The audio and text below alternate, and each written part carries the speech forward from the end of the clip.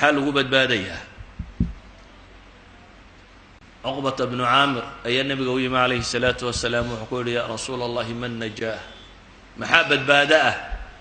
حديث كإمام الترمذي باورين يا شيخ الألباني هو الصحيح بيقول مركز النبي عليه الصلاة والسلام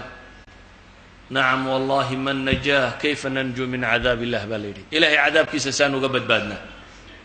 نبي حقول عليه الصلاة والسلام أمسك عليك لسانك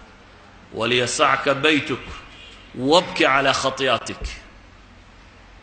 عرب كاغا هيسو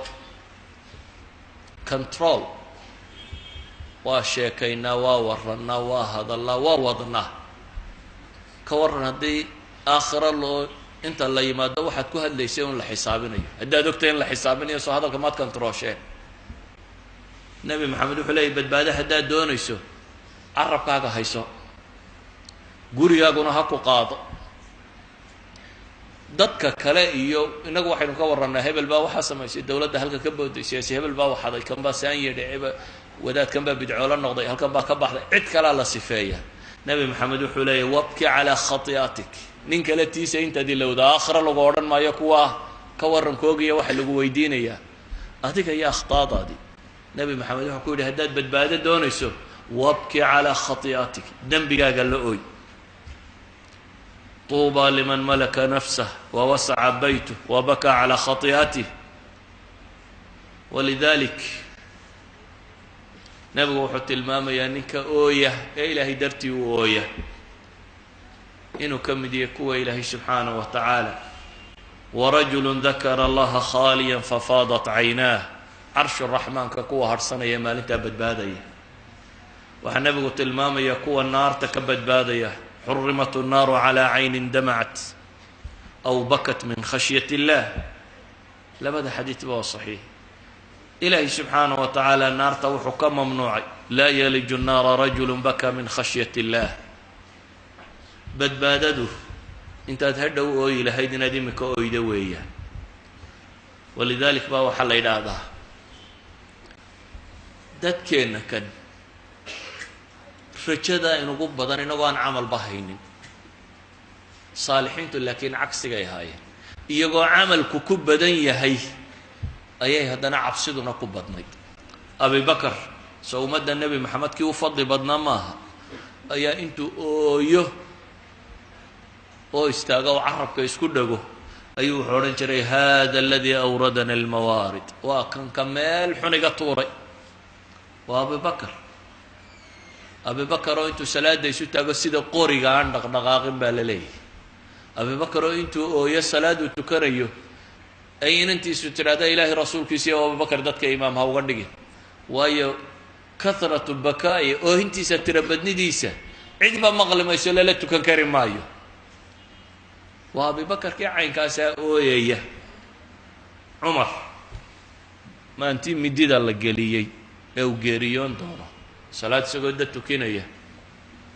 أيام مدلة قلية جبت تنور داعي إن كيس عبد الله يا ويمي ومدح به عيد أنت وقروا قاضي أيو نبتي صار عمر باو حكولي ويحك ضع خدي على الأرض عساه أن يرحمني عمر بن الخطاب بين كيس الله ضيو حليه ويحك وإريان هبار هين لغة عربيد لكن معناها بحين كرا لكن أنا لا أورنين مرك الله هبار تمايو وردا بنك يقدر كاسكدك بيده وحبر دفت هذا خسارين عيد عيسى إن ربي جاي إن حرست بولي بل ويل أمي إن لم يغفر لي ويل أمي إن لم يغفر لي بولي هوق باني هو يبا وسقنا ديما هو يديبا هوقتي هدي أن ربي جاي نحرسك يعني ولا عذاب إياه عمر باكو هلان هلا يوكو ليتني كنت منسيا له تبني انتو صامري بل ما انقوري قاسو كلا هذا المامية وحال إلى هذا وجهي سنة المدو لبالين ومدو بيكل هيد بيد هذا عمر مركا وجهي سلا يغو سيدو المين أي علامة كسم اسمه عثمان بن عفان ayay xabaal dul yimi markaasuu ooyey oo ilmadu garhka ka dareeraysaa wuxuu leeyahy low annanii bayna aljannati waannaari laa adri ilaa ayatuhumaa yu'maru bi haddaan janno iyo naar dhex taagnay oo aanan garanaynin labada mid laygu tuuri doono waxaan odhan lahaa ilaahw ciidiga dhig ma sabreen naarta ah muuqaalkeeda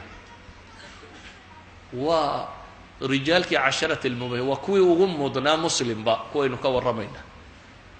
nebi maxamed baa laabtiisu ka asiiri lmirjal ama libaaxu sidii u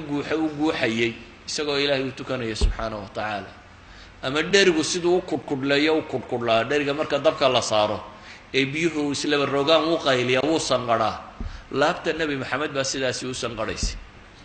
cabsi ay rabbigood ka cabsanayaan subxaanahu wa tacaala iyo cadaabkiisa mucaawiya ayaa waxa u yimi nin diraar la yidhaahdo oo ka mid a raggii cali taageeri jiray markaasuu yidhi war cali ii sifee wuxuu yidhi cali kuu sifeeyeye markuu waxyaabo ka soo warramaybu wuxuu yidhi wuxuu ahaa nimaan adduun hunguri haynin oo habeenka madowgiisa weheshada oo ilmadu dareerto oo cunno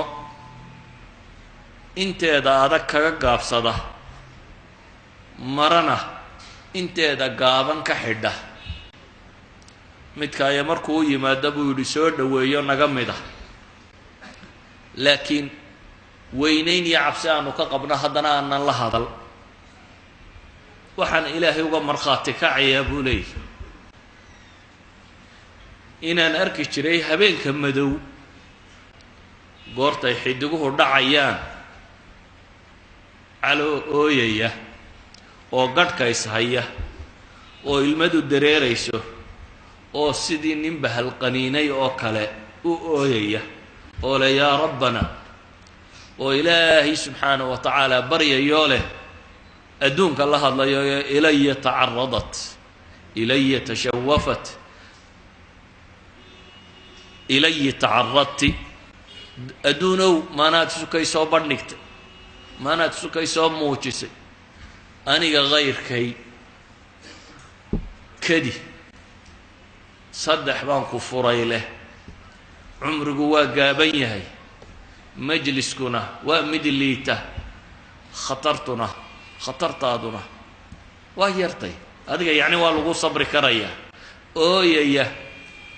diraar baa wuxuu leeyay waxaan eegay mucaawiyahan u warramayey oo isna ilmadu dareerayso yacni saxaabadii nebi maxamed waxay ahaayeen kuwaasi uu nebigu ku lahaa kun fi dunya kaannaka gariibin aw caabir sabiil kaannaka gariibun aw caabir sabiil war adduunka ku ahaada sidii mid jid goynaya ama gariib ku ah